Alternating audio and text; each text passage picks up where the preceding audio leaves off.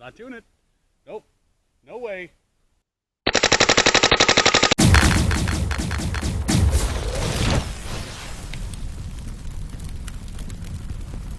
What's going on YouTube? Welcome to a super special episode of MechTactical. And no, it's not because it's 9,000 degrees outside, but because today I'm going to reveal to you guys my pet project.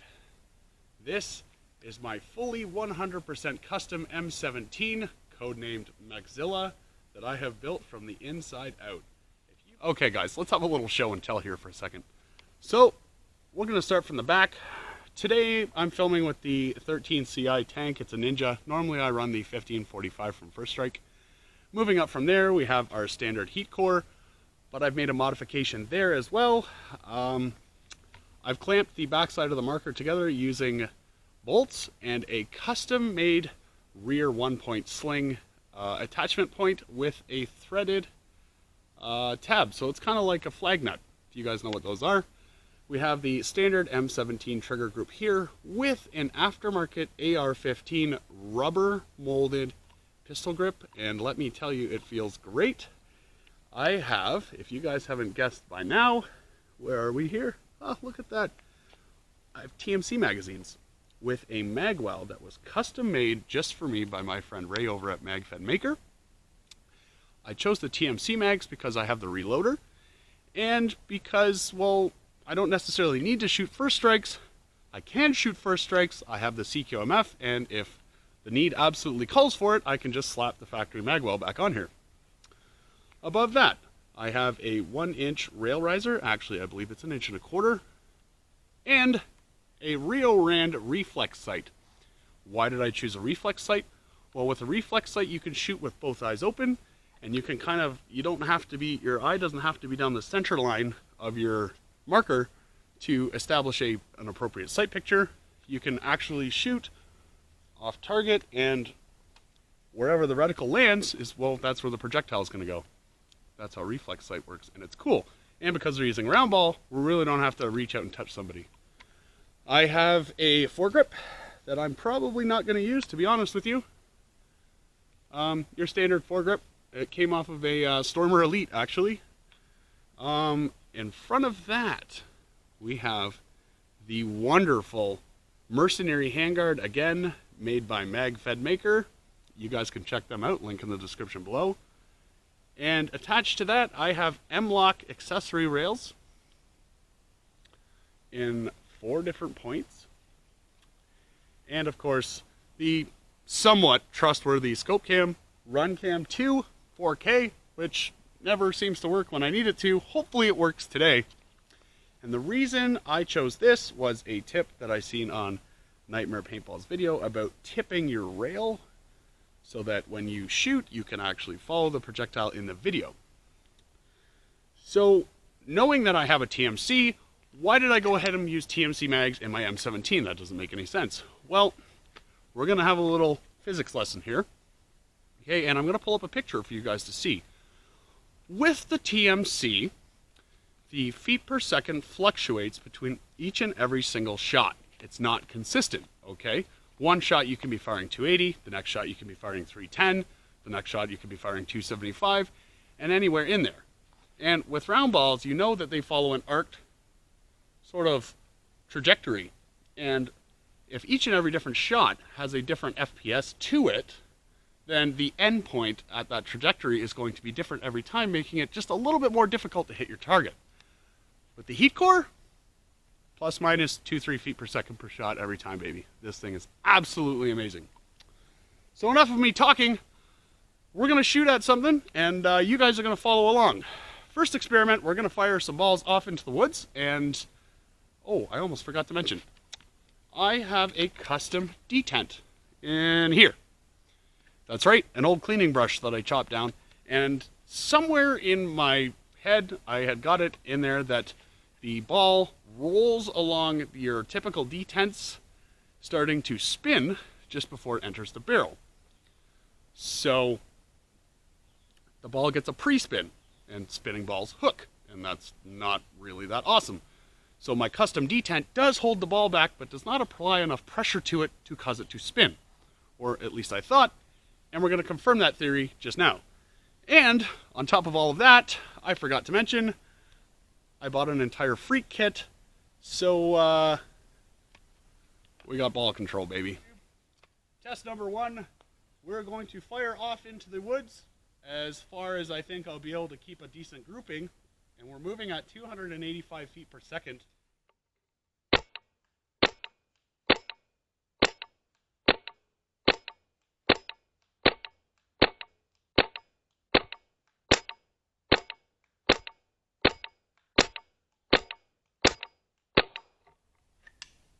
Empty magazine.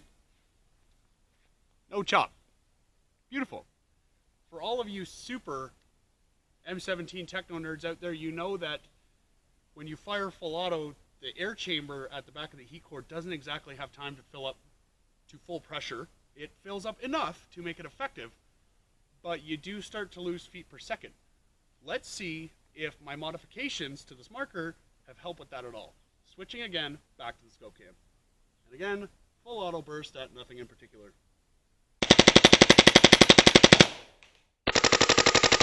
Okay, come on YouTube, let's go for a walk. We're walking together because I want to prove to you guys that I wasn't just shooting this, you know, tree from 5 feet away.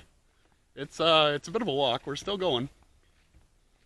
How far? I don't know, 75, 85 feet maybe. Maybe more. But check out that grouping on full auto. Okay? This is the tree. Bloop. Let's point you guys up a bit. See if we can see the tree better. There we go. Remember before in the beginning I told you I wasn't a good cameraman? Well, that's still kind of true. So, you can see me, okay, and my width as a silhouette. The tree has a perfect person width for a silhouette, and that was a full auto burst, and every single one of those paintballs hit. Let's count them. So that was a full 20 round magazine. We got 1, 2, 3, 4, 5, 6, 7, 8, 9, 10, 11, 12, 13, 14, 15, 16, 17, 18, 19, 20. Did I not just build the world's best M17? You tell me. Let me know in the comments below. We have some more tests. Well, I don't know how many of you magfed players go to those open class games, but they're pretty fast paced. And to tell you the truth, I really do like having my mag reloader from Tippmann. It literally takes that long to load a magazine. Just thought I'd show you guys this because it is the other reason I chose to use the TMC mags over the, we'll say, First Strike ones or the Milsig ones, but I actually still do use the hybrid magazines in my CQMF, and I have dedicated my CQMF to being a First Strike only marker, and the 12 hybrid mags that I do have will serve perfect. Let's run another test. Okay, YouTube, we're going to be shooting in the standing unsupported position, which also happens to be one of the worst shooting positions possible. And I promise I'm not going to aim off. I'm going to be aiming for the top right corner of the square. Let's see how this goes.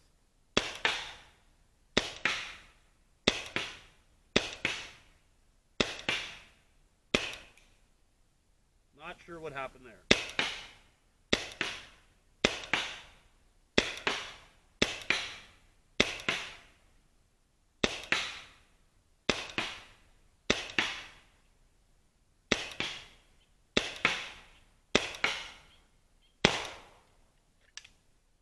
Seeing the results already, preliminary, and I'll show you how far away that actually is. Okay, that's about that far away. I can tell that I can probably go down a size or two in my insert, but it is 9,000 degrees out here, and I'm not interested in changing that right now, so we're just going to run with what we have, so as not to sugarcoat everything. Let's go take another auto burst, left side of the target, exact same deal. Let's see what happens.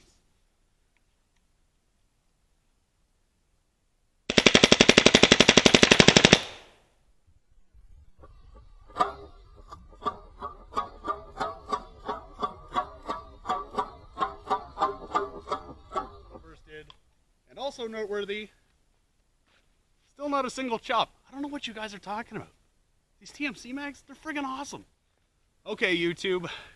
Now for what I really wanted to know. Long range shot for a round ball. It's probably like it is fucking out there. And I'll be shooting this from the kneeling unsupported and semi-automatic. And in my defense, there is a bunch of foliage in front of the target because I wanted to simulate somebody hiding in the bushes. Center of mass, we'll do one semi-automatic magazine and we'll do one fully automatic magazine. If I can hit the target even once from that distance in what I would call a center of mass, that'll be a success. Let's go.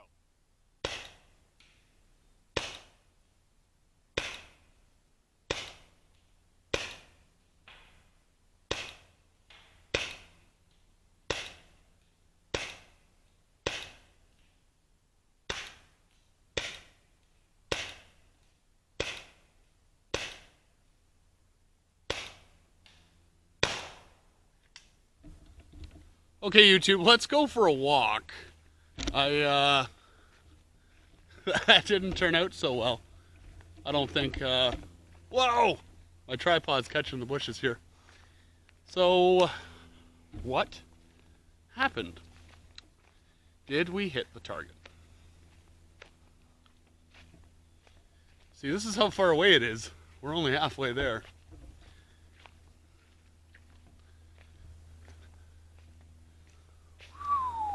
Well,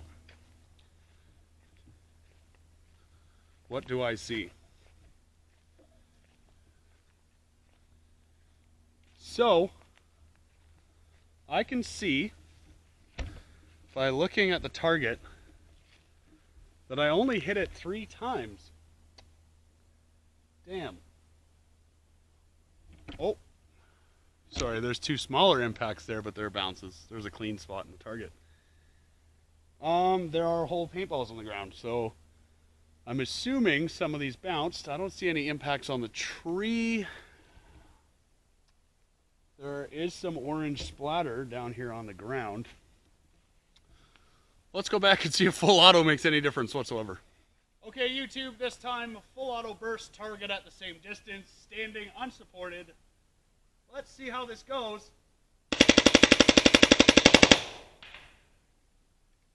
Oh, I heard it hit, but it didn't actually hit. Let's go check it out.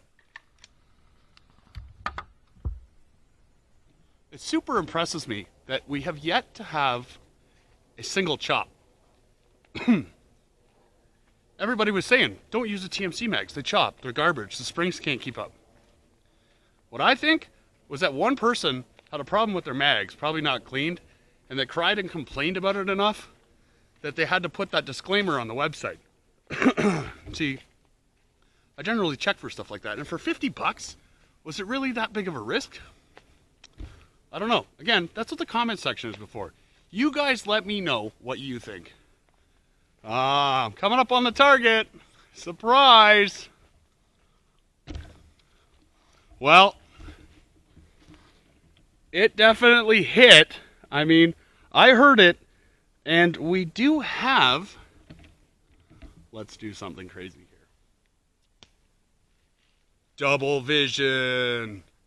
We do have the target cam that was recording the whole time, okay? And that will let us know if we actually hit the target, but it didn't break. So we're kind of still at a loss here, right or wrong? I mean, it hit. We heard it, and you'll see it on here, but there isn't that quarter size. Yeah, look, see? I mean, there you go. Paintball. If I look around, I mean, I did fire 20 of them, so. The good news is they hit the target. So that tells me that they didn't hook off into the woods. Well, maybe they did. It's still too soon to tell because this is at a distance. I mean, like, let's look at my truck. Okay, let's see if you can see it. And again, remember, camera perspective is a lot different than human perspective, okay?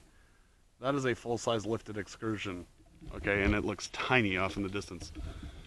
So, being able to hit the target is a big plus for me, considering this is the first time I ever built my own gun, paintball marker. thank you for joining me on that, guys. That was absolutely stellar of you guys to hang out. So that's it, guys. I built a gun, and it hit the target. The balls didn't break, but that's a paint problem. How old is this paint? I don't know. We're in the middle of a pandemic, so it's probably not new and fresh. I'll tell you that much right now. Speaking of new and fresh, it's almost time to go home for a shower. But a little word for my subscribers. Thank you, guys. All 394 of you at this point. My subscribers always win. What the hell does that mean? If you see me at a paintball field, and you can prove to me that you've subscribed to the YouTube MechTactical channel, I'll let you try the race gun. Boom, baby. Especially if you followed along with the build. It's a real thing. I actually did it. And soon time, after I've proven it's safe, i.e. it hasn't exploded in my face and we don't go all Kentucky ballistics, I'm going to share those measurements with you guys. Straight through. I'm going to tell you the gaps you need to have, the setup, everything, so that you guys can take the parts to your local machine shop so things are never out of your sight and have it done by yourself. And then again, it comes with a disclaimer. If you modify a product and it blows up in your face, I don't want to hear about it. Like, I mean, I hope you guys are good to go and everything, but I'm doing this. I assume all the risk for myself. You guys, however, you adventurous bastards, I love you. And I can't wait to see you the very next time.